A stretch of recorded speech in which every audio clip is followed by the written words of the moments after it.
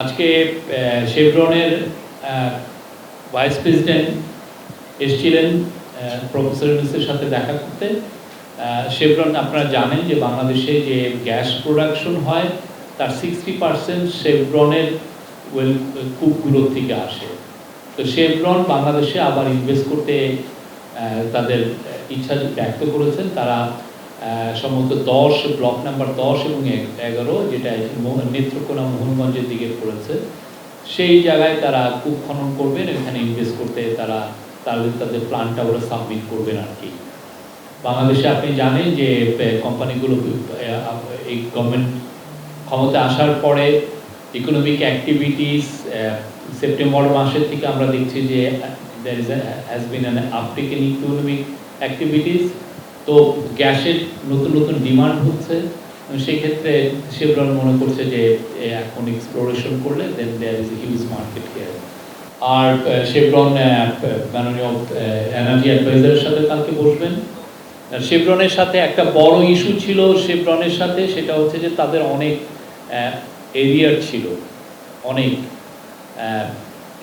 কিন্তু পতিত স্বৈরাচার তাদের শেষ 2 বছর একটা টাকাও দেয়নি তাদেরকে। তো ফলে আমরা যখন এই গভর্নমেন্ট যখন টেক ওভার করে তাদেরকে মানে শেভরনের অনেক মানে বেশ কিছু কয়েকশো বিলিয়ন ডলার এটার এরিয়ার ছিল। তো তাদের সাথে শেভরনের সাথে পেট্রোবাংলার মানে সরকারি প্রতিষ্ঠান পেট্রোবাংলার একটা চুক্তি, মোটামুটি একটা আন্ডারস্ট্যান্ডিং রিচ হয় যে তারা 6 মাসের মধ্যে আমরা ক্লিয়ার করব। অলরেডি 2 মাস হয়ে গেছে এবং পেমেন্টটা অন শিডিউল আছে। 6 মাসের মধ্যে আমরা আশা করছি যে শেভরনের সমস্ত ডিউজ ক্লিয়ার হবে। ফরেন ডাইরেক্ট ইনভেস্টমেন্ট বান্ধব ইনভেস্টমেন্ট রেজিম আমরা ইনভেস্টমেন্টের আমরা পলিসি করছি, অনেকেই ইন্টারেস্টেড। আপনি জানেন যে এক্সিলারেটেড যিনি গ্লোবাল সিইও তিনি এসেছিলেন, এসে তাদের ইচ্ছাটা ব্যক্ত করে গেছেন যে বাংলাদেশে তারা ইনভেস্ট করবেন।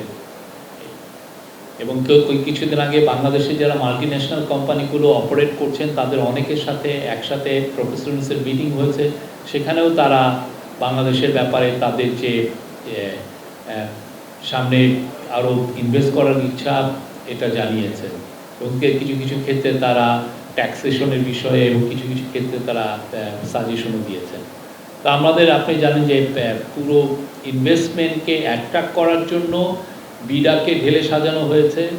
একজন মাল্টি ন্যাশনাল ব্যাংকার ছিলেন বাইরে, উনি পুরো ইনভেস্টমেন্টের এই বিষয়গুলো ভালো জানেন, তাকে নিয়ে আসা হয়েছে। তারপরে প্রফেসর ইউনূস একজন স্পেশাল এনভয় নিযুক্ত করেছেন যিনি পুরো এই বিষয়গুলো দেখছেন ইন্টেন্সিভলি। ওনারও বাইরে ট্রেনিং, বাইরে ইনভেস্টমেন্ট ব্যাংকিংয়ের কাজ করেছেন, বিদেশি ইউনিভার্সিটিতে উনি পড়িয়েছেন।